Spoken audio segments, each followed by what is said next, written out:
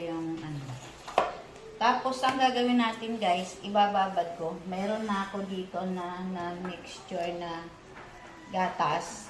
Babad natin siya dyan para madaling ma-slice natin. Ganun lang.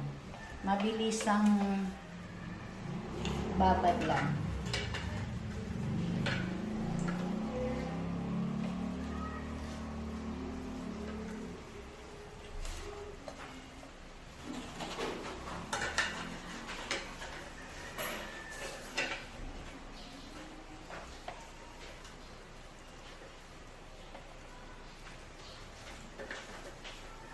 Yung 7, kasya, yung 7. Tapos dito sa dulo, dalawa na lang. Yan.